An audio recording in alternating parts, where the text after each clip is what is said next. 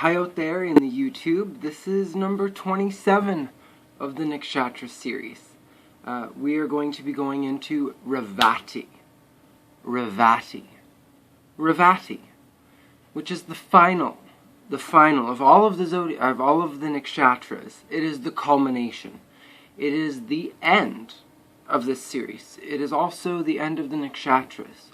And I also want to note here that there is heavy karmic dues or relations between any of the fire and the water cusp signs. Now, because this is the final nakshatra, going into the next one will be a number 1, which is Ashwini in Aries, which is fire. So we're at the cusp sign. There's only 3 cusp signs in the whole nakshatra, and we're at one of those cusp signs. And it's also not only a cusp, but a finality of this series.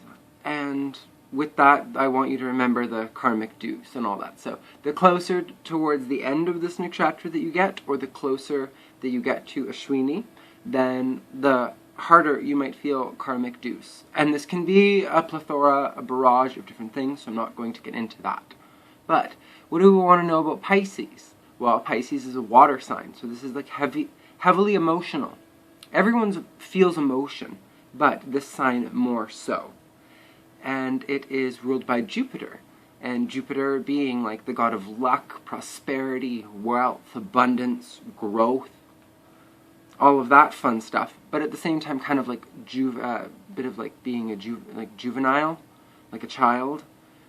But in this sign, it has reached maturity, so it doesn't really have. It might have a little bit of that Jupiterian humor, but for the most part, it's a little bit calmed down.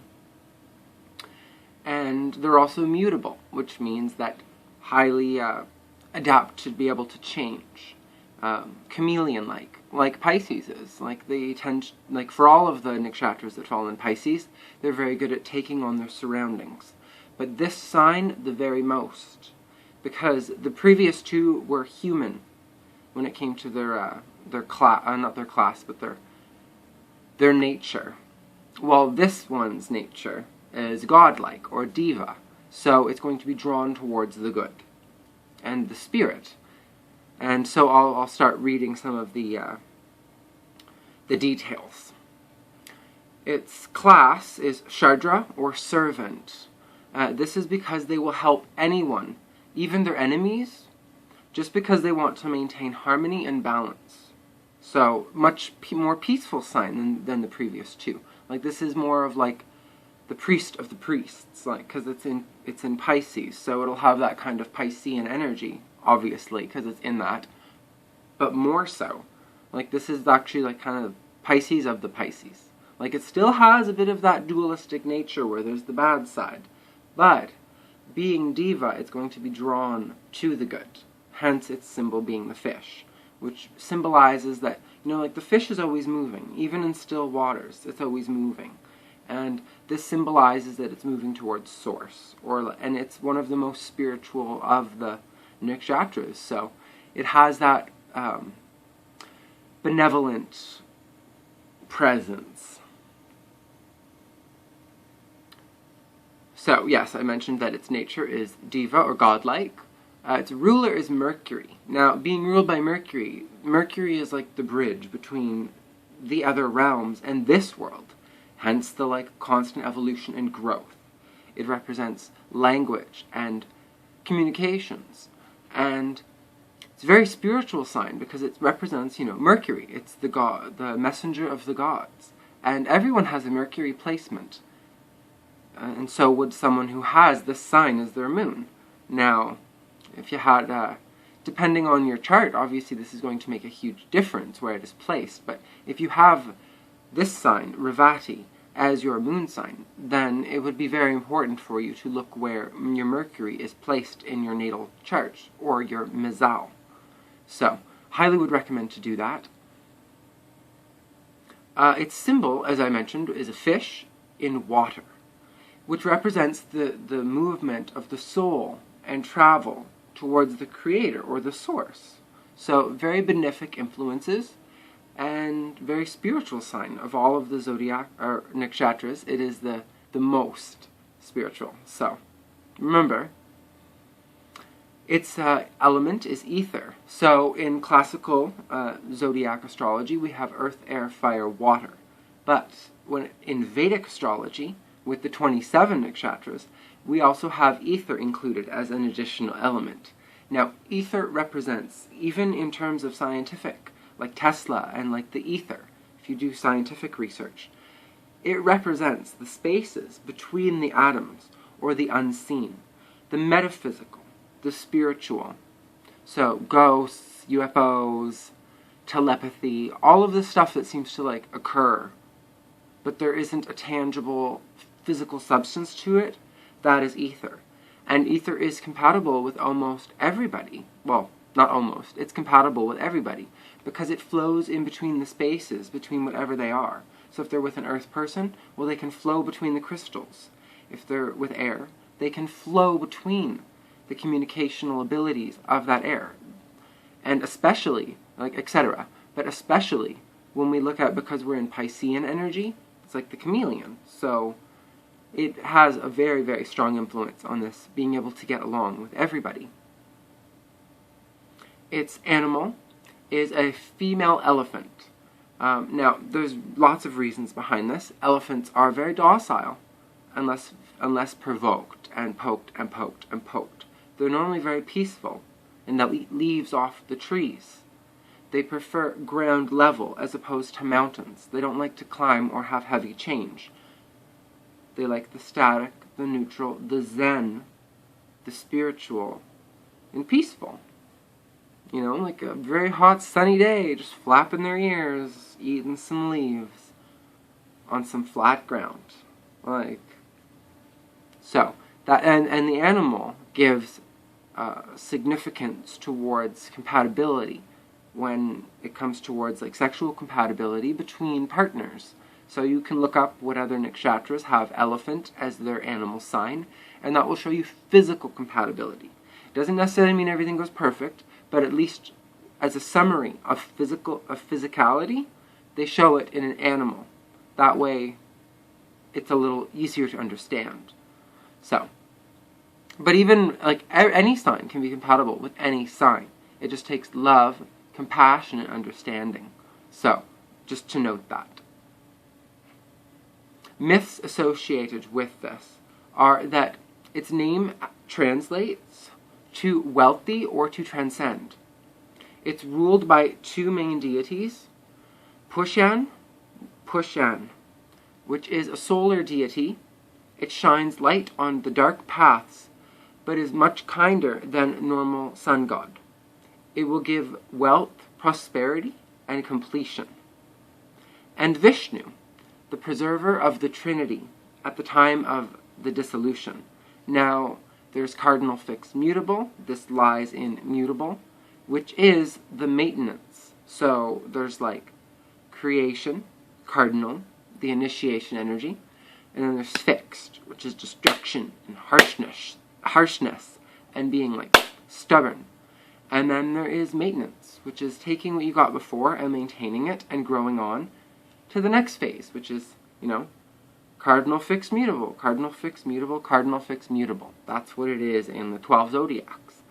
And this sign has a heavy understanding of that with Vishnu, because of its rulership here. It understands the cycles of time that are forever repeating and continuing.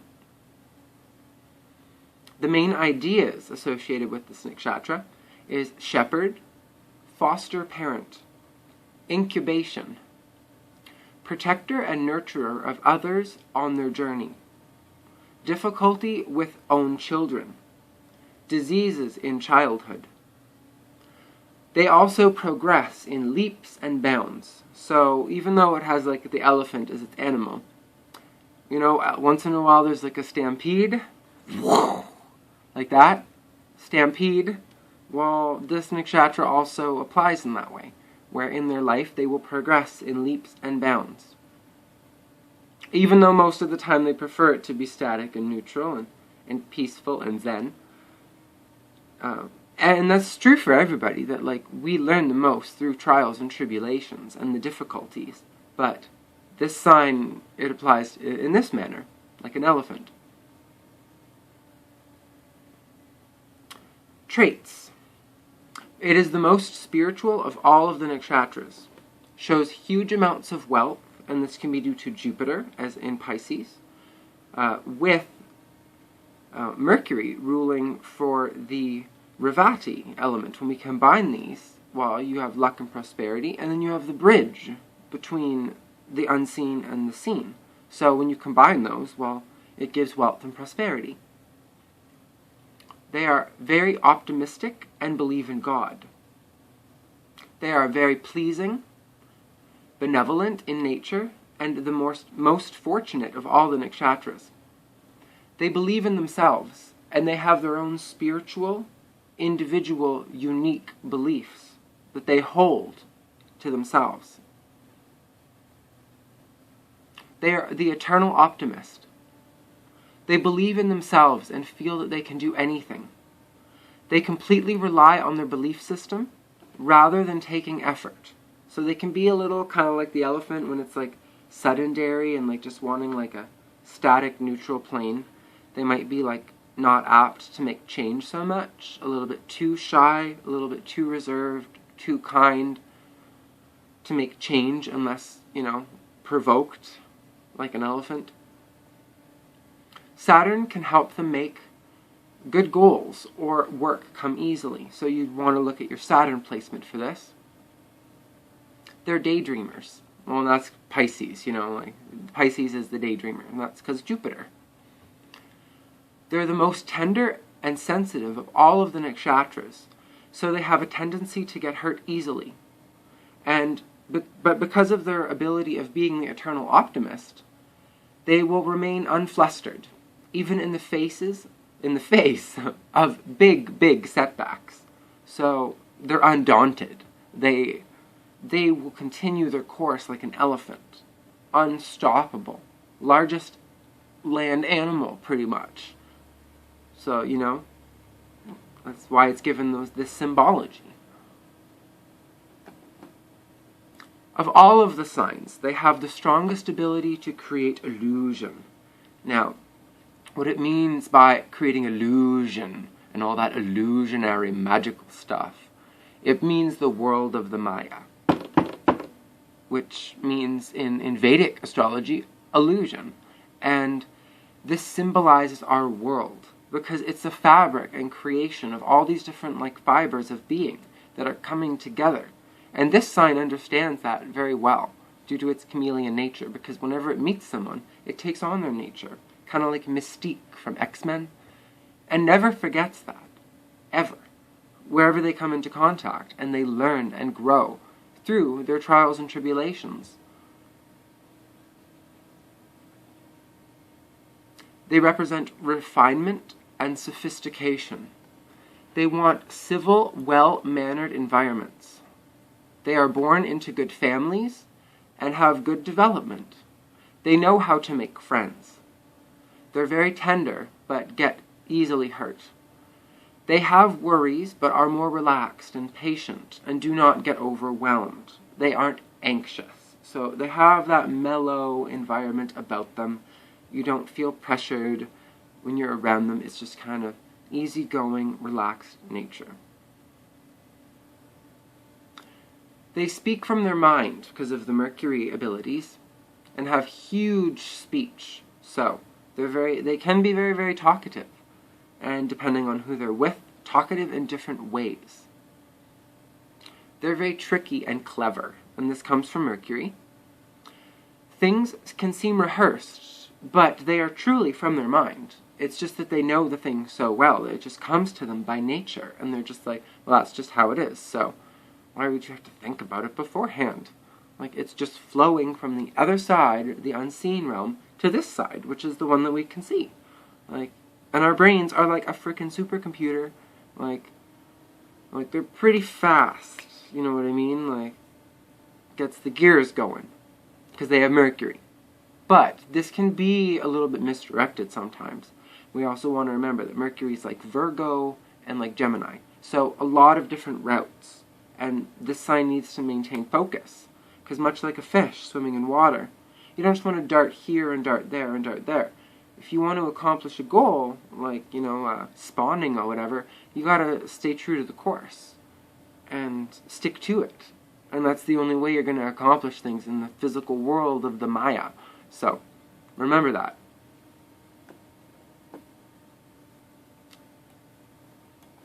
They accept situations as they can sense people around them and see the truth. So, like the chameleon nature.